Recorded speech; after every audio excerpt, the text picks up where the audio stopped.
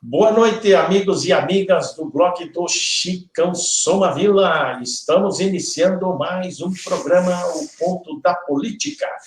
Eu sou Chicão Somavila, editor deste programa, que é realizado da cidade de Pinhais, no estado do Paraná, para o Brasil e para o mundo.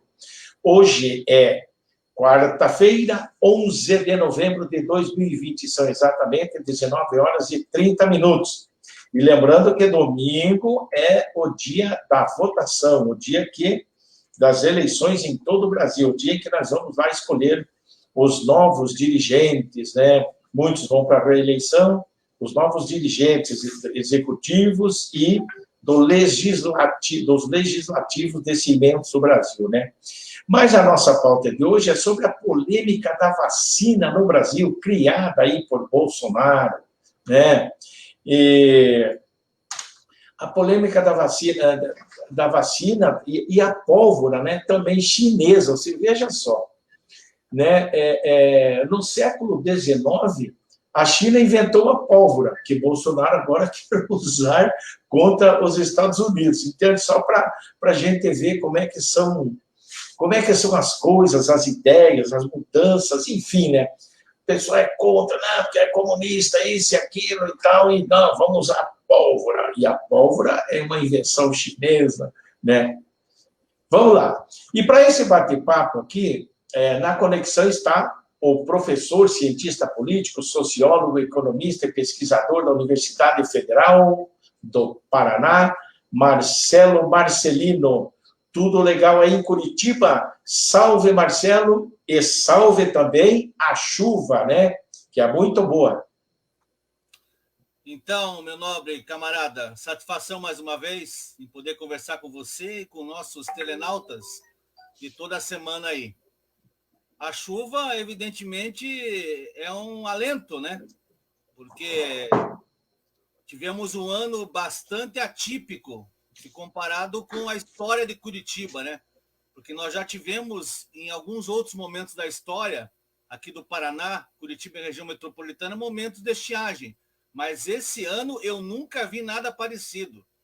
Isso que a minha existência enquanto ser humano ultrapassou já os 50 anos de idade, mais de meio século, e nunca tinha visto até então uma estiagem desse tamanho. E aí toda a repercussão negativa em termos de abastecimento, né? Reserva de água, e o que está implicando sobre a natureza, né? Sobre as pessoas, enfim, sobre a sociedade. Então é algo realmente a se observar com muita atenção, porque a tendência, nobres camaradas, é de piorar. Nós sabemos muito bem o que está acontecendo com a natureza.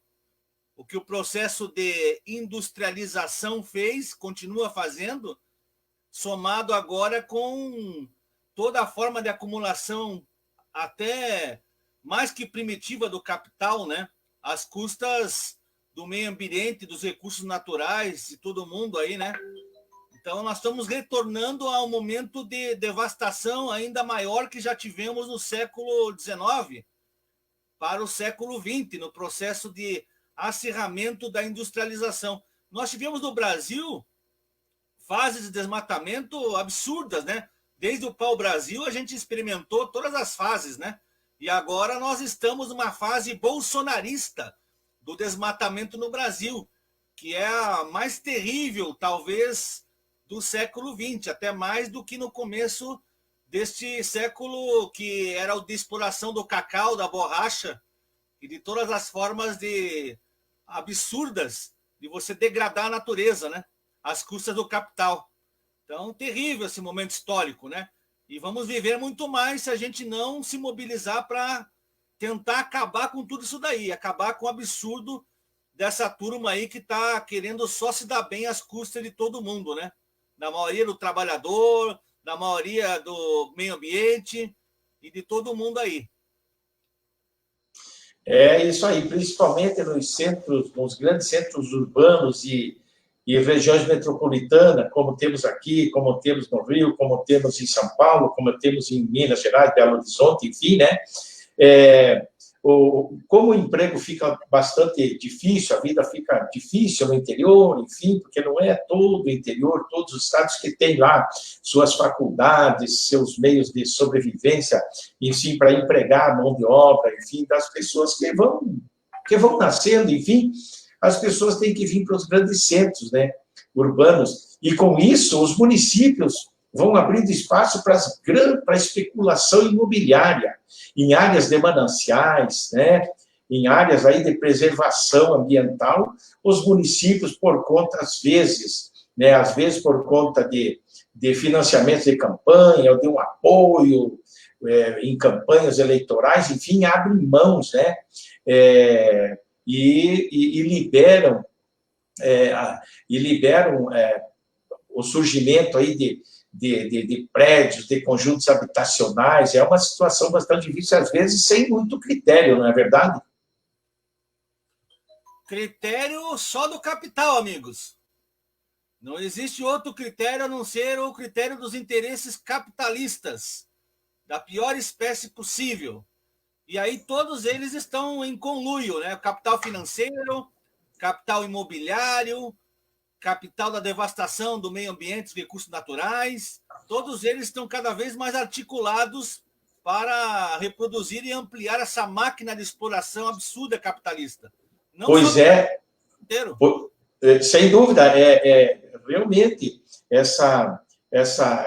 o capital vem e ele vai consumindo, né? E as pessoas, às vezes, acham muito, que legal, mais um prédio, mais uma empresa, uma grande empresa vai dar emprego, mas nem sempre os empregos, às vezes, são todas as pessoas daquele município, né? Vai mais emprego, daí a mais cimento, né? mais construções, enfim, de cimento, mais ocupação de pessoas, mais um número de pessoas querendo assistência médica, fazendo uso nos transportes, os pequenos municípios, né? Ao contrário, ao invés de cuidar da sua população, do seu povo, das pessoas, né, fica valorizando as grandes construções, os grandes conglomerados que vêm se instalar, enfim, nesses municípios, né? Aumenta a arrecadação, mas, por outro lado, leva a um certo prejuízo à qualidade de vida, né? Não que não tenhamos que ter um crescimento, mas, às vezes, o crescimento vai além do necessário, né? Agora, a resposta é a seguinte, né, para quem está preocupado e com razão, né? Crescimento para alimentar quem? Porque o capitalismo estrutural cada vez emprega menos pessoas, né, Nobre Chicão? As novas tecnologias e as formas de acumulação e reprodução do capital, elas incorporam menos trabalhador. E aqueles que estão trabalhando têm que trabalhar muito. Então, ficam lá compensando com 12, 14 horas diárias, agora as terceirizações, subcontratações, trabalho intermitente, trabalho da uberização, precarização do trabalho. Está parecendo o século XIX, Nobre Chicão e amigos. No século XIX, o trabalhador ficava lá 14, 16 horas sem nenhum tipo de seguro-emprego, nem nada. Na verdade, nós estamos retornando para um sistema medieval do capitalismo comercial para o industrial do século XIX. Absurdo total, né? É um retrocesso, né? Um retrocesso social e de trabalho, né? Tranquilo. Deixa eu ver aqui, meu amigo, quem está conosco aqui, para nós entrarmos já na nossa pauta, né? Aqui Eli de Souza está dando uma boa noite aí. Tenho dúvida de votação, ela tem dúvida de votação, né? Então, tem que procurar, tem que pesquisar aí para ver quem você pretende votar. Muito importante que pesquise, enfim, né? Faça pesquisas, escolha, veja, analise o que os candidatos, enfim, apresentaram ou fizeram durante os 4 anos, enfim. Ou aquelas candidaturas novas, quais as suas posições, os partidos que elas pertencem, enfim. E por aí vai. Mas, Marcelo, eleições 2020, veja só, Curitiba é uma das 3 cidades que vão testar aí um novo sistema de votação online, né? No primeiro turno das eleições, agora, domingo próximo, dia 15, o TSE vai testar, fazer, enfim, testes aí com candidaturas fictícias em 3 cidades brasileiras. São os primeiros estudos que visam a implantação do voto eletrônico para futuras eleições. E eu pergunto aqui, Marcelo, o TSE está avançando nesse sentido, né, de usar a tecnologia em benefício do eleitorado, da qualidade de vida, não precisar se deslocar para cá e para lá para futuramente votar. No entanto, o presidente Bolsonaro já se manifestou por várias vezes, e alguns dias aí, poucos dias, favorável a quê? A volta do voto no papel. É brincadeira. Né? É um retrocesso nesse sentido, né? É uma medida importante essa do TSE em procurar avançar em pesquisas e estudos para que o voto eletrônico por dispositivos conectados à internet se torne realidade no Brasil. Não seria interessante, na sua opinião? Quando você fala, eu vou procurar a matéria aqui e daí vou apresentar depois, ok? Eu quero começar a comentar, pegando o gancho da nossa telenauta aí, que em relação à votação. Eu acho que é importante deixar claro isso daí, sabe? As pessoas, elas precisam acostumar, ter uma cultura política de não esperar, não aguardar as eleições chegarem para depois decidirem, sabe?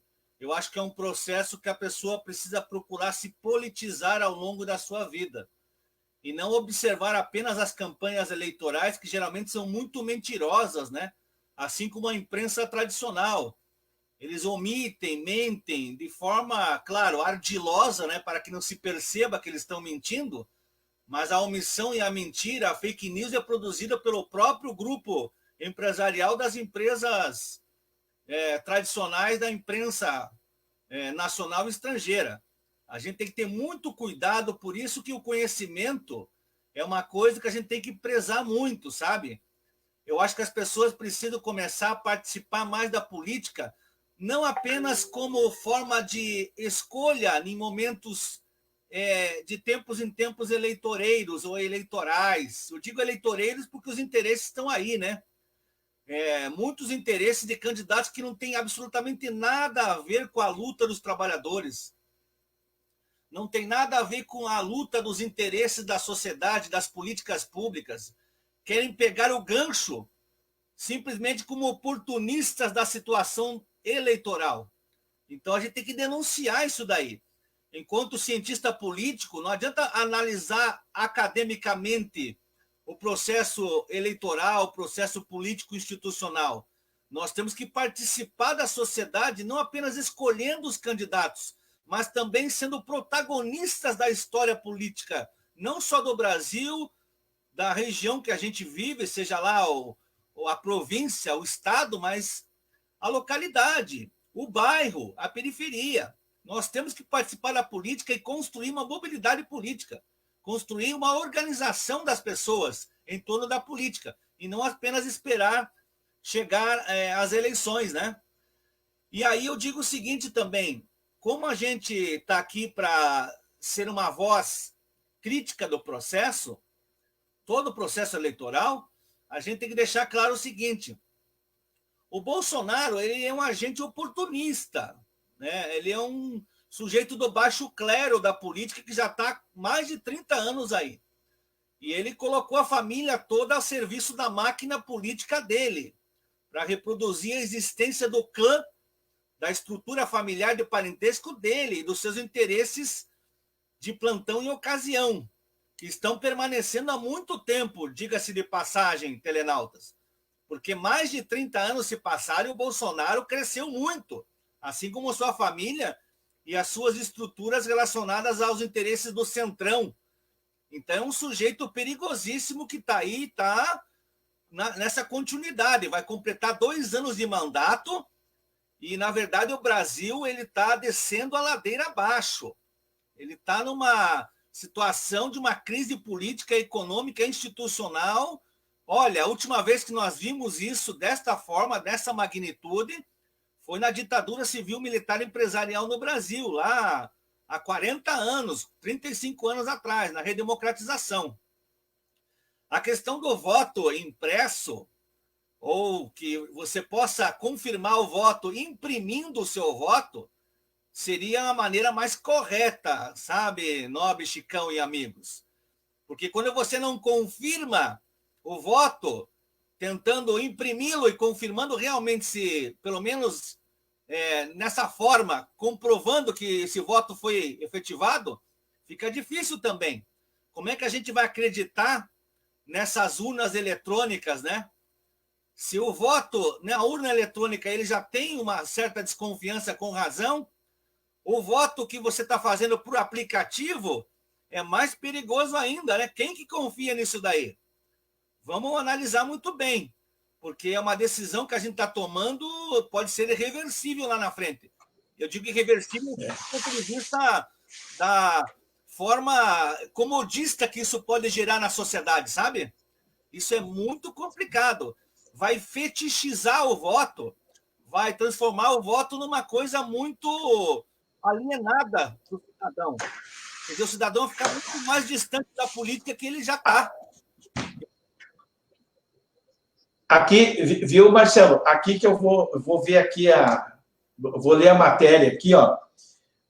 Curitiba é uma das 3 cidades do país que vão testar o sistema de votação. Idealizado pelo TSE, o projeto prevê que eleitores votem por dispositivos conectados à internet em candidatos fictícios. Claro, é um teste que vão fazer dia 15. Os resultados obtidos não terão impacto nas eleições para prefeito e vereador. Tem que falar aqui, ó. O objetivo, segundo o TSE, é verificar a segurança do processo. Os resultados obtidos, já repete aqui, que não terão efeito nenhum, né? Na capital, os testes serão feitos na Pontifícia Universidade Católica do Paraná, a PUC, entre 10 e 15 horas, sob o monitoramento da Justiça Eleitoral. Qualquer eleitor que esteja no local pode participar. E para a realização, o TSE convidou ainda em setembro startups de tecnologia para oferecerem soluções. Das 26 empresas participantes, 10 atuarão em Curitiba. Eleições do Futuro. A iniciativa faz parte do projeto Eleições do Futuro do Tribunal Superior Eleitoral. A ideia é encontrar formas de utilizar a tecnologia beneficiando os eleitores e também permitindo o menor custo do pleito.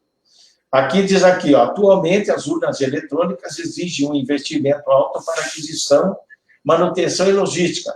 Elas são utilizadas no país desde 2016, né? E a partir dos resultados obtidos com a votação online, o tribunal debaterá possíveis mudanças para as eleições de 2022, tendo em vista a manutenção da segurança e sigilo do voto, né? Então, é um teste que estão fazendo, realmente é a mesma coisa quando iniciou aí a votação, né, pelas urnas eletrônicas, também criaram-se aí várias polêmicas, etc. e tal, né?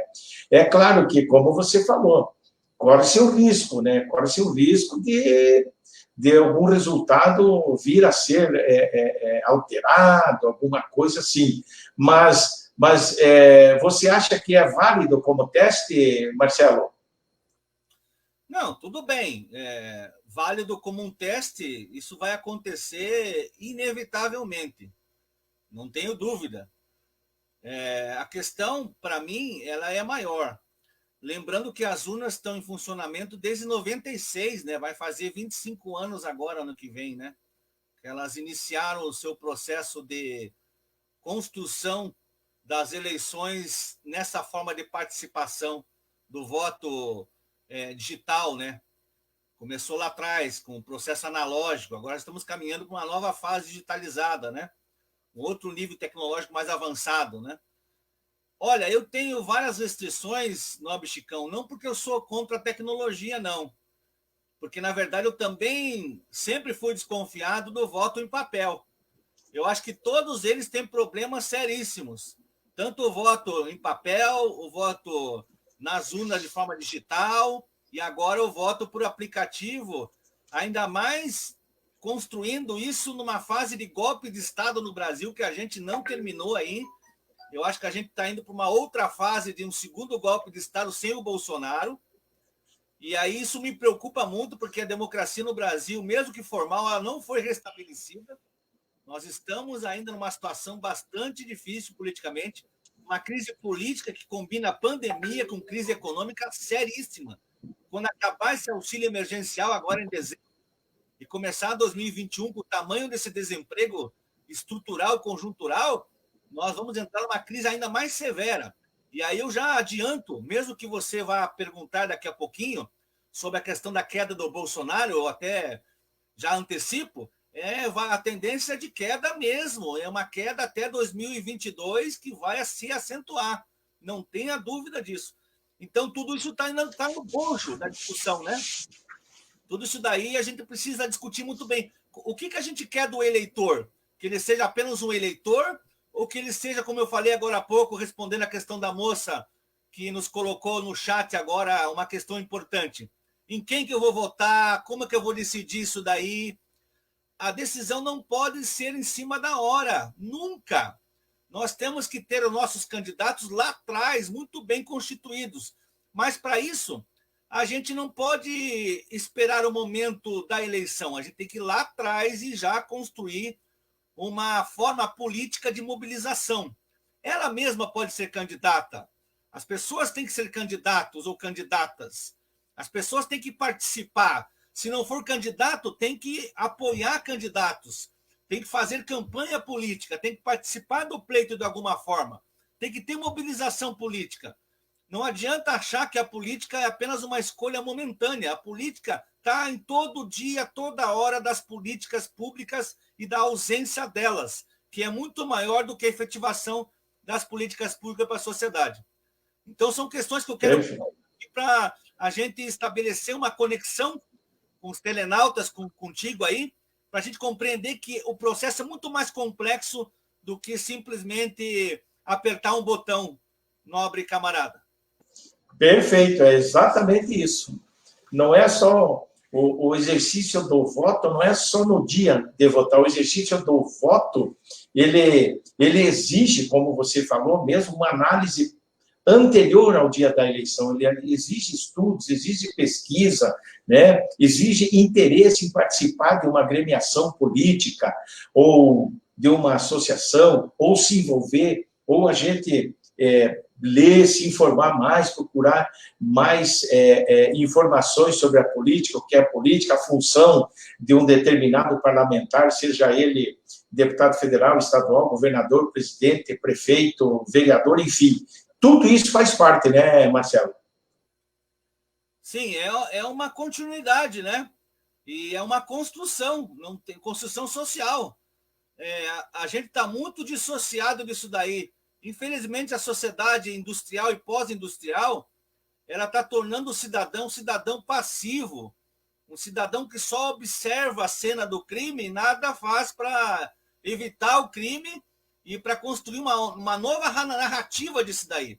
A gente não pode esperar que a justiça tradicional resolva os problemas da sociedade, a polícia resolva os problemas da sociedade, ou o voto resolva. Nós temos que procurar soluções para a nossa vida social, participando constantemente, cotidianamente da política, como um processo e como um projeto de vida.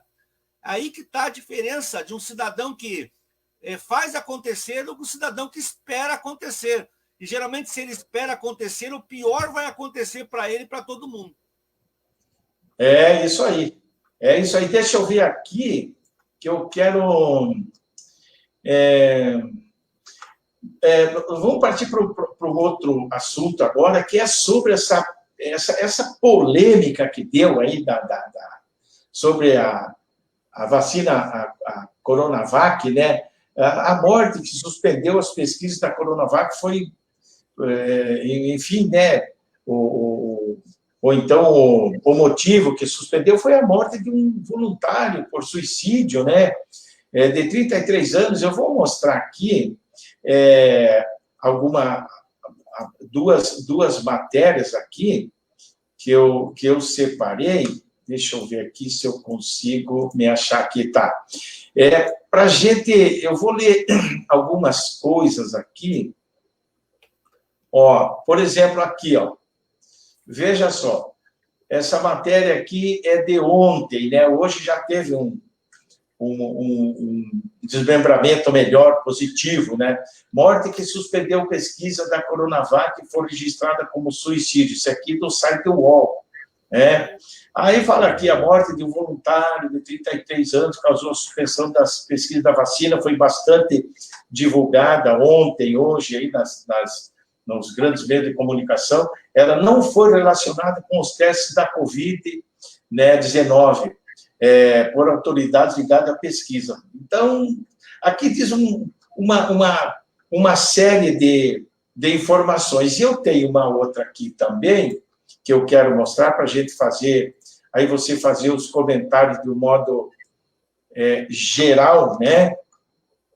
Aí tem aqui também, veja só, tem mais uma matéria aqui, opa, deixa eu ver aqui, que não veio, então deixa eu cancelar aqui, tenho que abrir aqui, que é demorado, esse processo aqui é legal, mas é demorado aqui, sabe? Quer dizer, demorado, é complicado para a gente tratar, entrevistar e conversar sobre isso, sabe?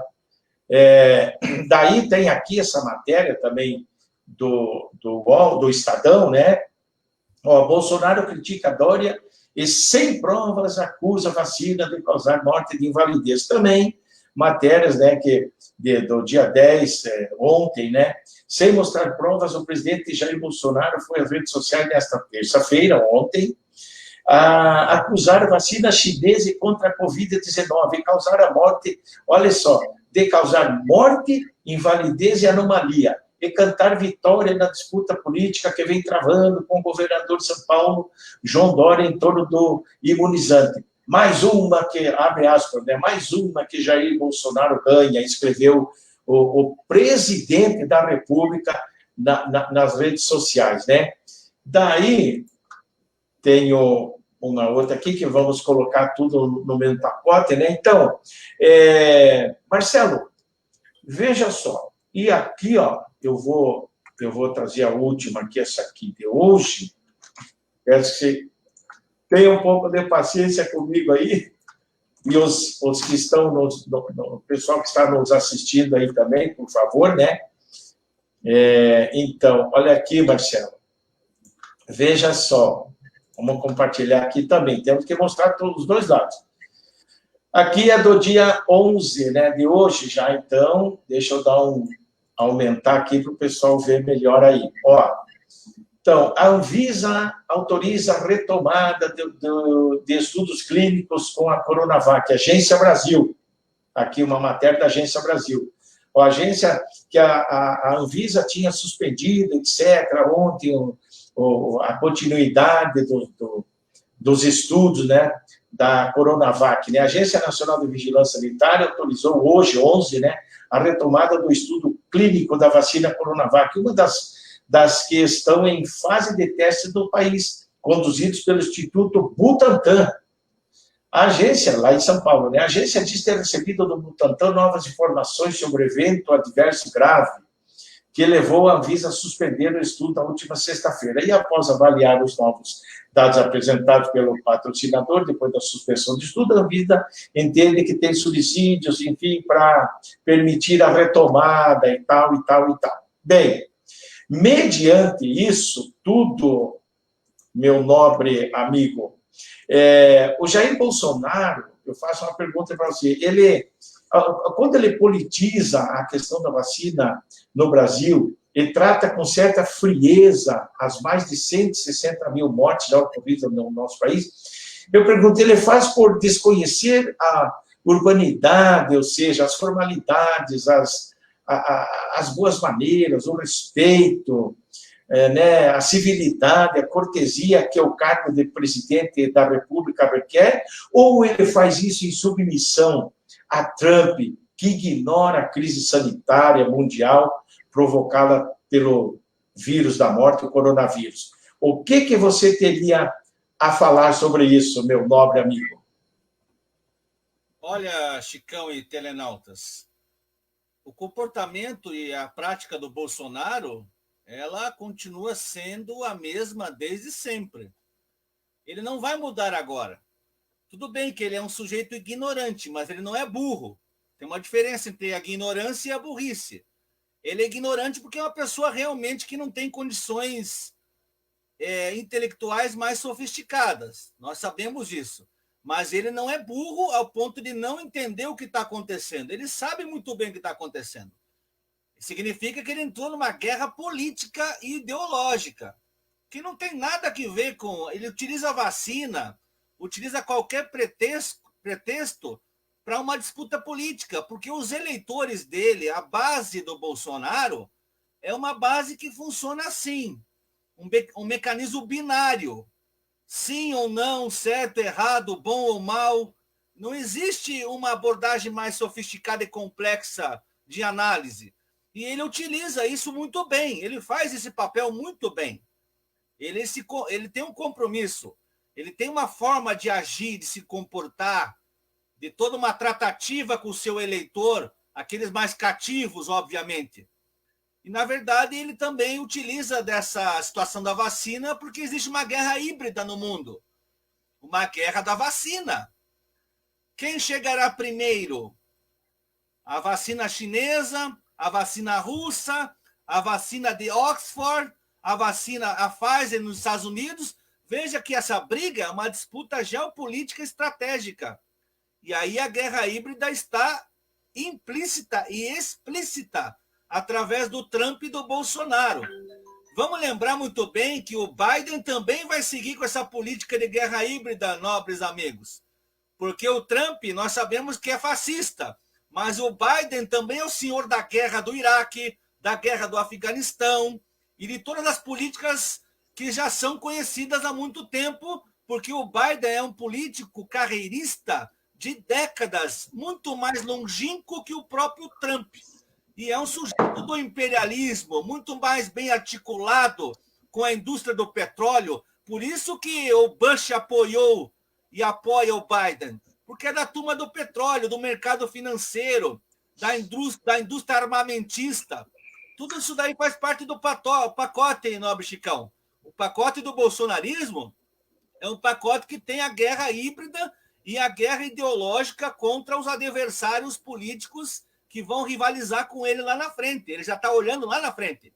O que nós vamos fazer para manter nosso eleitorado, a nossa base social? E é isso que o Bolsonaro faz muito bem.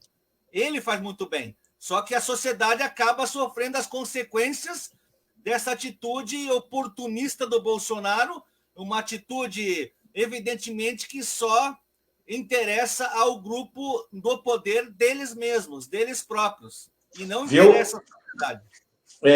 Marcelo, o Joe Biden, ele tem 36 anos como senador, né? Ele está há 36 anos como senador, né? E também foi 8 anos, né? 8 anos vice do Obama, né? Mas, segundo o que a gente lê, jornais, enfim, em jornais alternativos e na grande imprensa também, é que ele talvez, né, segundo dizem aí que o mundo respira melhor agora, parece, tal, com a eleição dele, porque parece que ele põe, digamos assim, não vou dizer uma pá de cal no fascismo, mas dá uma segurada no avanço do fascismo. Você vê assim também ou não? Não vejo, não. Acho o seguinte, que o Trump, evidentemente, é declaradamente mais fascista no sentido da sua política direta. Mas vamos lembrar que o Biden é um sujeito da guerra, é um senhor da guerra, é um senhor que ajudou a proliferar várias guerras pelo mundo afora. Sempre teve o aval dele. Caros telenautas, as leis mais severas nos Estados Unidos foram apoiadas por Biden e a Kamala, a vice dele. Ela, procuradora, filha de negros, indianos, tal, ela também é responsável por prender negros nos Estados Unidos, regimentar forças políticas e jurídicas em prol de uma forma mais conservadora e reacionária de aprisionar a periferia. É que as pessoas não são ligadas a isso. Porque a política, nobre Chicão e amigos, a gente tem que olhar o histórico. Quem vota o quê, como votou, quais os interesses, qual é a história do candidato. O candidato não se faz de um dia para o outro. Um candidato, um político, um representante, ele tem que ser visto num processo histórico de longa duração. Como você acabou de falar, só de Senado, o John Biden tem quase 40 anos, mas ele foi deputado, ele sempre teve com a base política dele formada há mais de 40 anos, há 50 anos. Então é um sujeito muito bem articulado e é um sujeito muito perigoso. E assim, não adianta nada a gente se livrar do fascismo trampista que existe, é fato, e encontrar um cara que é muito mais severo no imperialismo, porque as guerras com essa turma, elas são muito mais frequentes do que com o Trump. O Trump tem menos força política que o Biden. O Biden tem muito mais poder de mobilizar as guerras, as fronteiras ultrapassadas pelo modelo imperialista, militarista dos Estados Unidos, do que o próprio Trump. E aí que é o engano. Então você diria que o Trump é menos maléfico que o Biden? É menos maléfico para o mundo. Para o mundo. O Biden e o Trump são ruins para os Estados Unidos, mas o Biden é pior ainda do que o Trump para o mundo. É que a gente que acompanha a política, acompanha esses conflitos todos há muito tempo, a gente está por dentro disso daí. É que o jornal não revela isso, nobre Chicão e amigos. Os jornais, eles colocam apenas os interesses de momento. Como o Trump não é um sujeito do imperialismo, como eles querem, eles votaram num cara de confiança, que é o Biden. Biden é o cara de confiança. O Trump é muito truculento, é que nem um Bolsonaro da vida. O Bolsonaro não é confiável. O Bolsonaro é um cara para um mandato só. Para outro, não dá para aguentar. A classe dominante brasileira não aguenta mais um mandato com o Bolsonaro. Então eu faço uma pergunta. Quem você acha que é mais truculento ou menos truculento entre Trump e Biden? Mais truculento, certamente, é o Biden, porque o Biden extrapola as fronteiras dos Estados Unidos. Porque o Trump ele não tem tanta força assim para mobilizar a guerra como tem o Biden. O Biden tem muito mais poder de barganha, ele conhece muito mais o Senado, muito mais os bastidores da guerra, os bastidores dos interesses econômicos do que o Trump. O Trump é aquele tipo Bolsonaro, o baixo clero da política. O baixo clero é o seguinte, que muita gente vota no Trump por ser aquele cara que demonstra um interesse pela nação americana. Mas ele é um cara do operariado, é um cara de baixo, não é um cara de cima que nem essa turma toda dos democratas. De democratas, essa turma não tem nada, viu? Ou quase nada. Nós temos uma situação muito ruim. Os Estados Unidos passa por uma crise política também ruim. Não como o Brasil, porque o Brasil é um país subserviente e atrasado, mas os Estados Unidos perdem cada vez mais terreno e fica mais perigoso. Cada vez que o tigre é ameaçado, mais ele vai para o embate, mais ele vai para a disputa. E aí que nós vamos ter uma grande disputa entre Estados Unidos, Rússia e China, ainda mais severa daqui para frente. Perfeito, perfeito. Muito bom mesmo. A gente ouvir aí essas análises aí com bastante propriedade do professor, cientista político, economista, pesquisador da Universidade Federal do Paraná e sociólogo Marcelo Marcelino, né? E nós vamos ver aqui também mais uma... Você veja só, o Bolsonaro diz que tem muita pólvora para enfrentar os Estados Unidos, né? Ele falou ontem, num pronunciamento, que eu vou ver se eu consigo mostrar aqui também, deixa eu ver se eu consigo mostrar aqui também, né? Ele falou aí a declaração, né, do Bolsonaro, ele virou piada na internet, memes aos montes aí saíram, né? E ainda por cima, pelo que eu entendi, ele botou o chanceler meia-boca lá, o Ernesto Araújo, na fogueira. Ele falou, Ernesto, se a diplomacia não dá, nós vamos na pólvora, né? Eu acho que ele tentou fazer aquilo para despistar talvez um constrangimento causado pela infeliz declaração, não sei se ele se tocou na hora, né? Mas o lance é que a cada dia o Bolsonaro se reinventa, né? Com declarações tapafúrdias, como essa aí. E quando você parece que você vai, que o cara vai parar de falar bobagens, ele manda outra, né? Então, eu quero colocar aqui, deixa eu ver, se eu já copiei, achei a matéria e vou colocar aqui para o pessoal ver que a gente mostra aí, enfim, as matérias, né? Seja da onde for, ó. Aqui do Correio Brasiliense, Marcelo, após Bolsonaro falar em pólvora, memes de guerra contra os Estados Unidos, né? Contra os Estados Unidos explodem nas redes sociais. Veja só, essa matéria aqui, ó, postado aqui em 11/11, às 10h44 da manhã. Tá aqui, ó, vou ver se eu dou aqui maior aqui para o pessoal. Não tá, ficou muito, vou ter que diminuir. Aqui, aí, ó. Deixa eu tirar essas propagandas aqui. Veja só. Tá aqui, ó. O presidente Jair Bolsonaro gerou uma forte resposta em forma de memes após dizer que apenas uma solução diplomática poderia não ser o suficiente para lidar com as ameaças de barreiras comerciais impostas pelos Estados Unidos em caso de descontrole de queimados na Amazônia. O presidente do Brasil disse que, abre aspas, quando acaba a saliva tem que ter pólvora, fecha aspas. E ainda alegou que não precisaria necessariamente fazer uso do artifício, mas, abre aspas, mostrar que tem poderio bélico, né? Então, eu pergunto para você, será que o Bolsonaro se ligou? É uma brincadeira que eu faço aqui, né? Que a pólvora é uma invenção chinesa, né? Como eu fiz no título, livro, e ele pretende usar justamente um elemento químico comunista contra o capitalista EUA, né? Estados Unidos. Mas o que você achou de mais essa do Bolsonaro, Marcelo? Estaria ele assim um tanto perdido e talvez sem saber que rumo tomar com a derrota do Trump? O que você tem a dizer aí? Eu fiz isso ali como brincadeira, né, que a pólvora é comunista e tal, que é uma invenção chinesa, mas só para... Como título de informação, às vezes pode ser que tenha gente que não saiba ainda, né, que a pólvora é uma invenção chinesa. Mas o que você acha dessa declaração dele, Marcelo?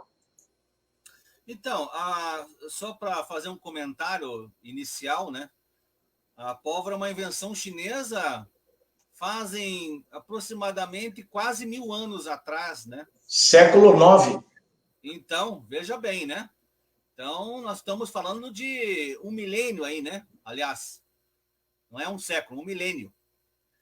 E aí é muito tempo dessa discussão que já saiu do monopólio da China há muito tempo, né? Porque, em primeiro lugar, as conquistas ibéricas, as conquistas anglo-francesas ocorreram há mais de 500 anos atrás, utilizando justamente a pólvora para os canhões, né?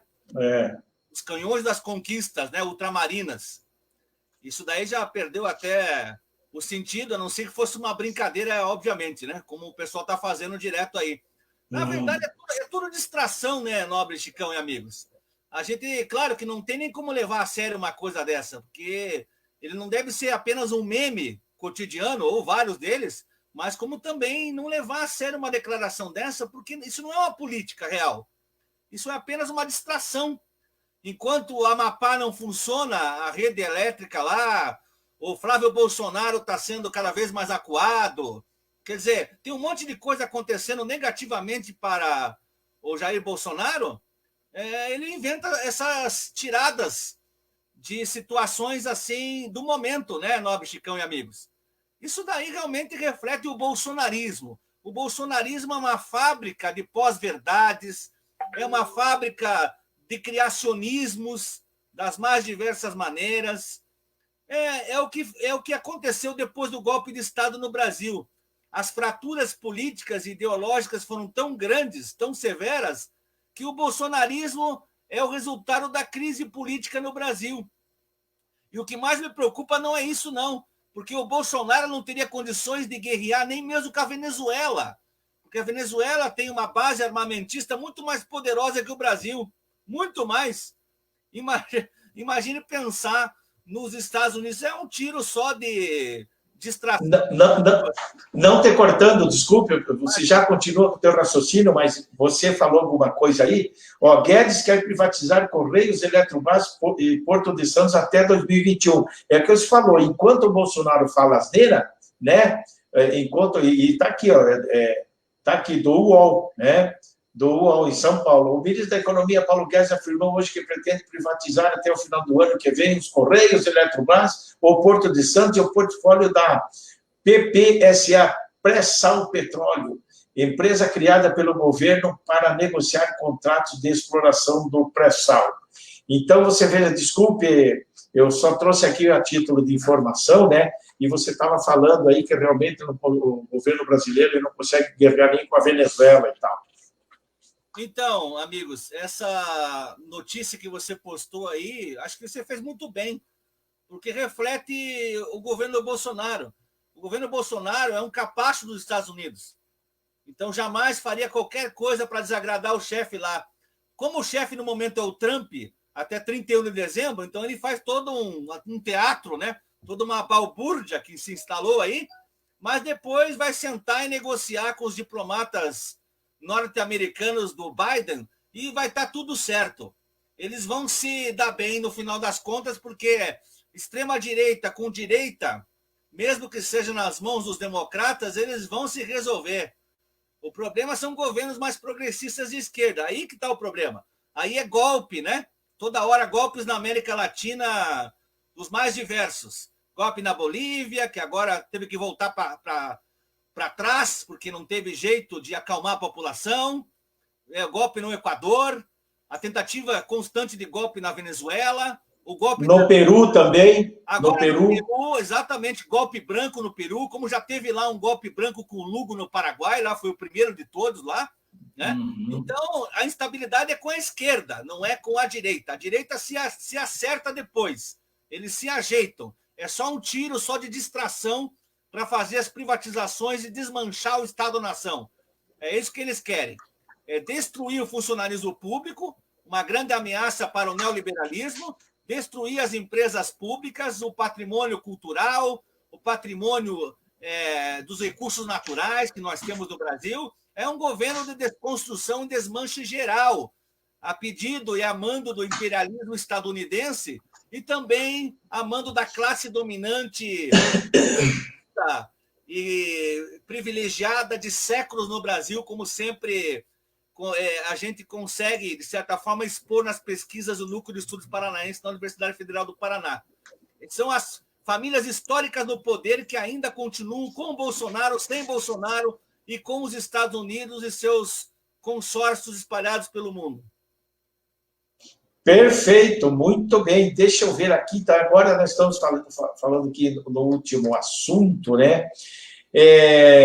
Que caiu a avaliação de Bolsonaro em pesquisa de opinião pública, né? A pesquisa Fórum, eu já vou mostrar aqui, a popularidade de Bolsonaro volta a cair, né? E pesquisas de opiniões, né? Elas sempre refletem o momento, mas deixa eu mostrar aqui antes. Deixa eu ver aqui se eu consigo. Aqui, ó.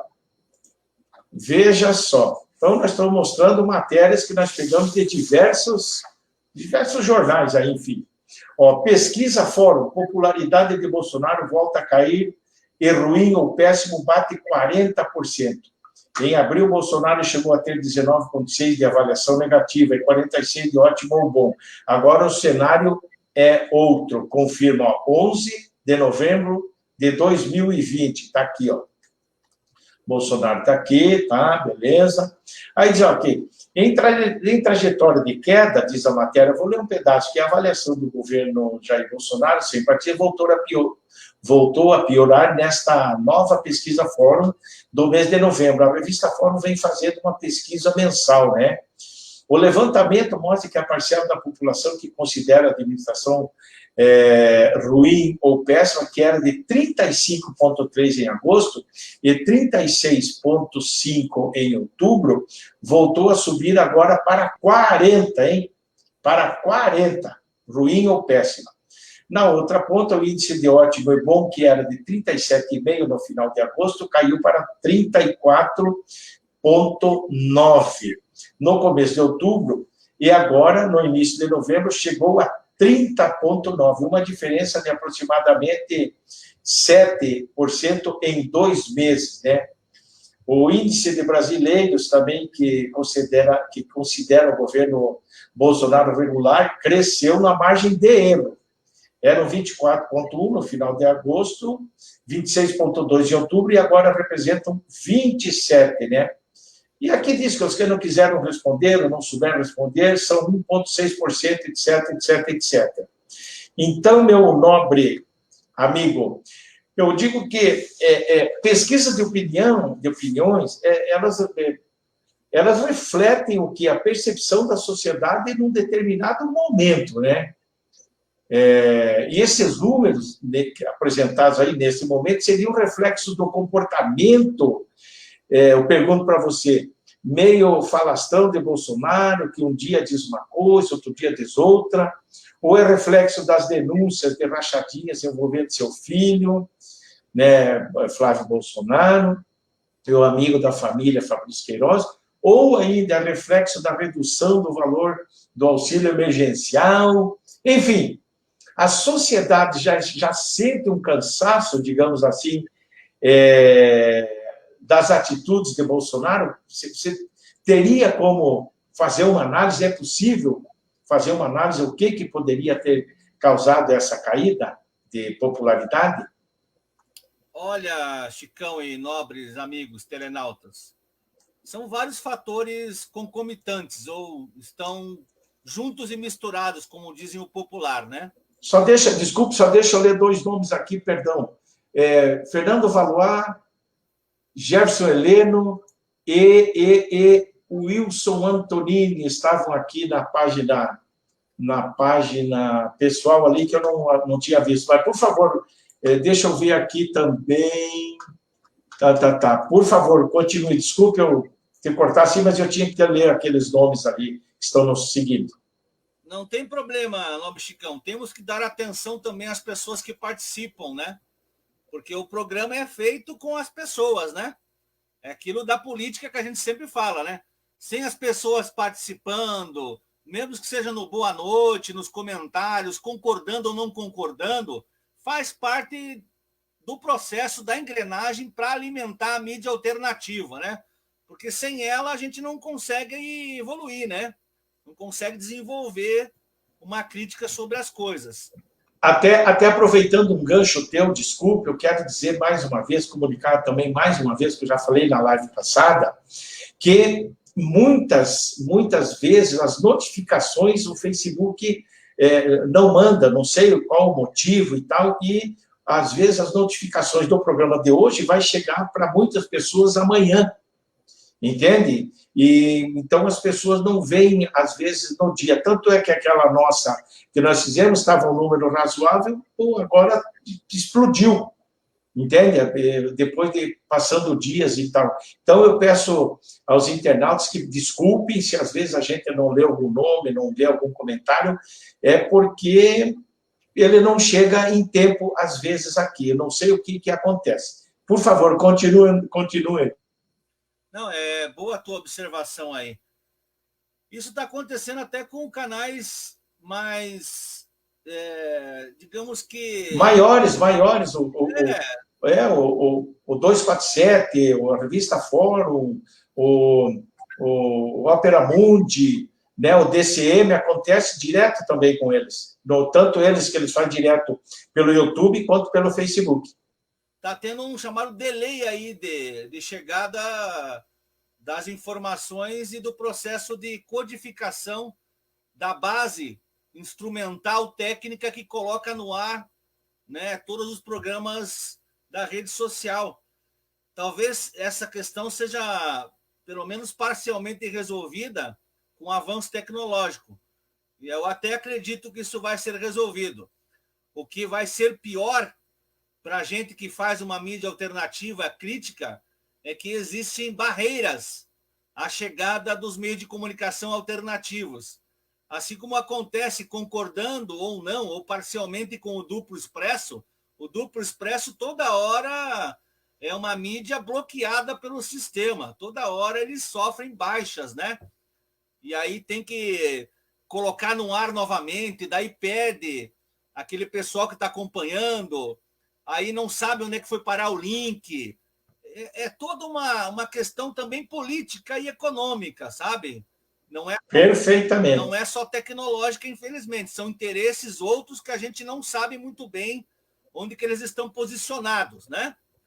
Agora, eu acho que é uma soma de fatores, como eu estava falando, a queda de avaliação do Jair Bolsonaro.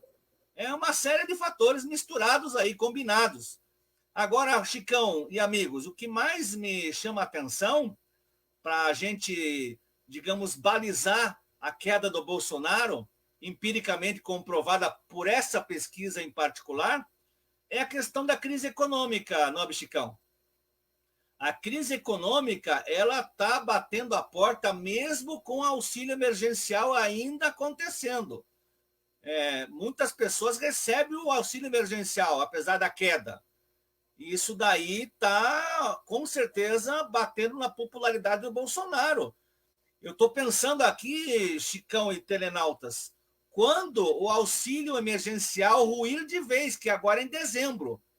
A partir do ano que vem não terá mais auxílio emergencial. E aí?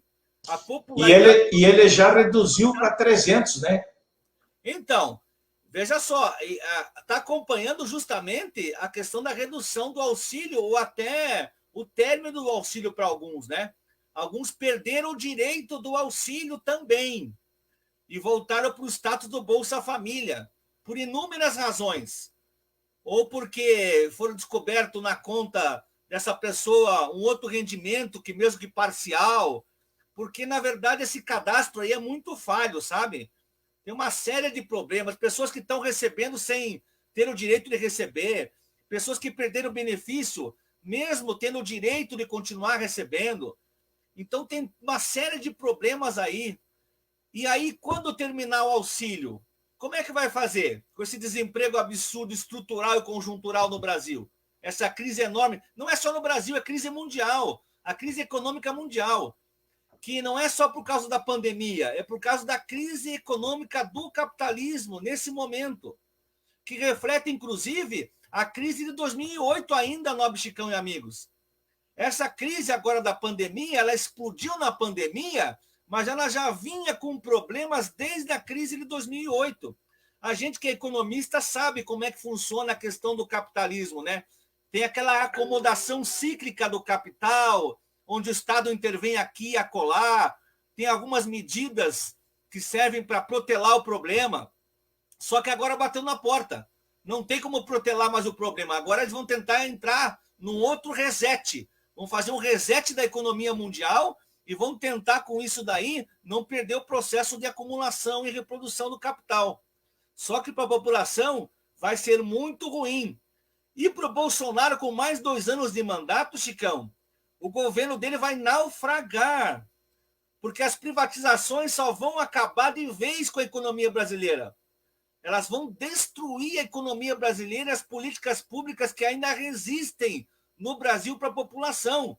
Energia elétrica, já pensou a privatização da energia elétrica? A privatização da água, a privatização dos serviços públicos principais. Como é que a pessoa vai ter condições de ter um serviço público minimamente de qualidade e a um preço razoável? Já estamos pagando a conta dos aumentos consecutivos de tarifas públicas, de energia, de contas de água. A população mais carente e até aquela pessoa que é de classe média já não está tendo condições de acompanhar a conta. Não tem, essa conta está muito alta. Essa conta que eu quero dizer é a conta em conjunto, né? Não está fechando. E aí, o que vamos fazer? Com mais 2 anos de Bolsonaro, a crise no Brasil vai virar uma coisa maluca, gente. Vai ser uma coisa terrível. A popularidade do Bolsonaro vai despencar em 2021. Eu já estou antecipando isso daí, porque isso daí é uma coisa que vai bater na porta da população brasileira e vai sobrar para a conta do Bolsonaro em termos de popularidade, e até a própria crise do regime político brasileiro vai entrar em xeque. Perfeito, perfeito. Meu amigo, meu nobre amigo Marcelo Marcelino, nós sempre fazemos nas quintas-feiras, nós hoje fizemos na quarta, né, esse programa. Nós chegamos ao final, né? Eu deixo um tempinho para você dar um abraço no pessoal aí, numa boa, já estamos com 1 hora de programa, você veja como passou rápido, hein? Então, é que tem muito assunto para tratar, né? E tem muita coisa para dizer. E aí a gente fica com um programa com uma densidade de assuntos tratados muito grande, né?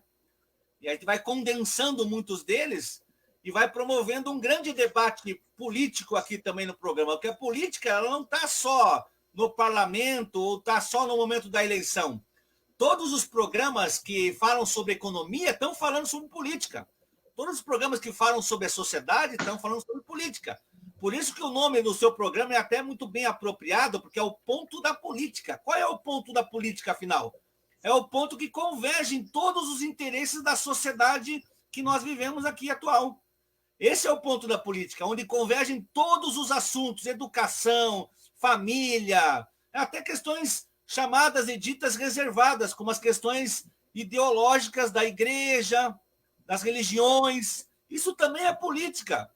Então, as pautas identitárias. Pautas identitárias, tudo isso daí converge no ponto da política, é o nome do seu programa aí. Então, um abraço a vocês, tudo de bom, e estamos aí aguardando ansiosamente para a próxima participação, que esse programa certamente virá recheado de outros assuntos mais do que relevantes.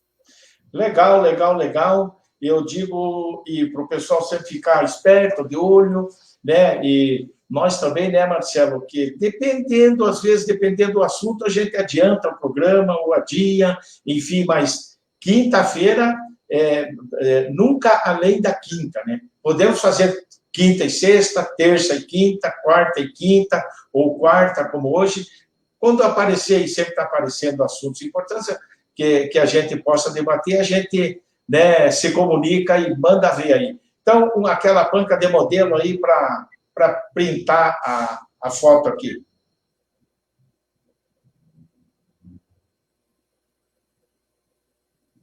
Valeu, um grande abraço, tudo de bom para você e tudo de bom para todos vocês que nos acompanharam até agora. Um abração. Um abraço e até